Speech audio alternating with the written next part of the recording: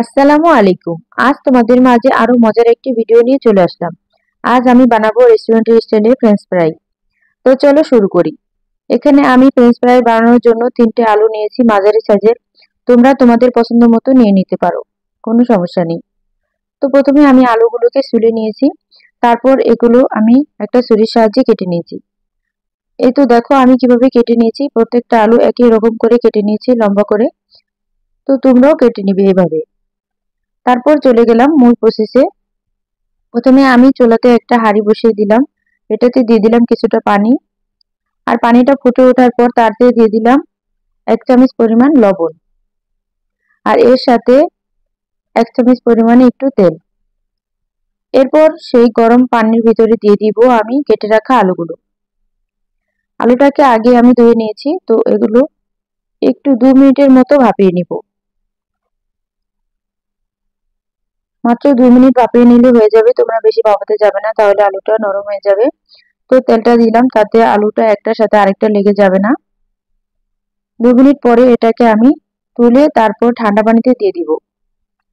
এতে করে আলুটা পুরোপুরি সিদ্ধ হয়ে যাবে না, শক্ত থাকবে। তো তারপর যেই পানিটা এক্সট্রা ওটাকে আমি ঝরিয়ে নিয়েছি, তারপরে এখানে টিস্যু দিয়ে সুন্দর করে আলুটাকে মুছে এর গায়ে লেগে থাকা পানিগুলোকে আমি মুছে নিচ্ছি। শুকনো শুকনো করে নিব, এতে আমার ভাজতে সুবিধা হবে। তো এর ভিতরে দিয়ে দিলাম আমি 3 চা-চামচ পরিমাণ কর্নফ্লাওয়ার। তোমরা এই কাজটা চাইলে চালের গুঁড়া অথবা ময়দা দিয়ে করতে পারো। তো কর্নফ্লাওয়ারটা আমি দিয়ে নিচ্ছি, এরপর সুন্দর করে আলুগুলোর সাথে মিশিয়ে নিব। দেখো আমি কিভাবে কোট করে নিয়েছি।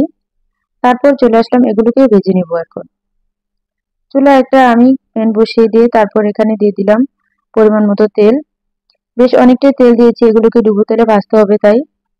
তারপর আমি দিয়ে দিলাম কর্নফ্লাওয়ার মেখে রাখা আলুগুলো। এগুলোকে দিয়ে সুন্দর করে একটু হালকা করে ভেজে নিচ্ছি। প্রথমে আমি অনেক লাল করে ভাজবো না, তো সাদা সাদা রেখে এগুলোকে ভেজে নিচ্ছি।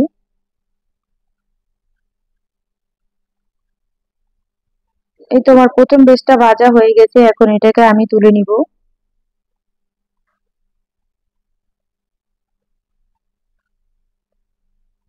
সবগুলো আলু আমি তুলে নিচ্ছি।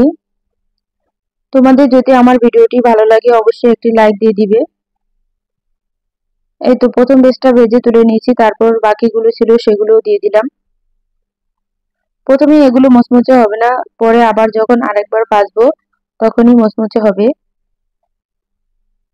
এই নাস্তাটা তোমরা বাচ্চাদের বিকেলের নাস্তায় বা সন্ধ্যায় দিতে পারো, চায়ের সাথে সসের সাথে খেতে খুব ভালো লাগবে। বাচ্চারা তো এটা খুব পছন্দ করবে, বড়রাও খুব মজা করে খাবে। তো এই বেচটা আমার ভাজা হয়ে গেছে, এগুলো আমি তুলে নিচ্ছি। তারপর যে প্রথম বেচে ভেজে রেখেছিলাম ঠান্ডা হয়ে গেছে, ওগুলো আবার আরেকবার আমি ভেজে কোট করে নিব। এভাবে করে তোমরা যদি সম্পূর্ণ প্রসেসটা ফলো করে বানাও অবশ্যই তোমাদের কাছে খুব ভালো লাগবে, আর খেতে তো অনেক মজা। তো এগুলোকে আমি আরেকবার সুন্দর করে ভেজে নিচ্ছি। এই তো সুন্দর একটা কালার চলে এসেছে, এখন আমি সবগুলোকে তুলে নিব।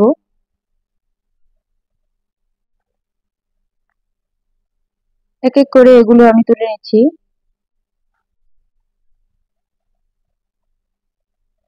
এই তো দেখো আমার এগুলো সব ভাজা হয়ে গেল, কতটা সুন্দর লাগছে তাই না? তো এটা তোমরা চাইলে এর উপরে একটু বিট লবণ আর ম্যাজিক মশলা ছড়িয়ে তারপর এটাকে পরিবেশন করতে পারো। সসের সাথে খেতে তো খুব ভালো লাগে।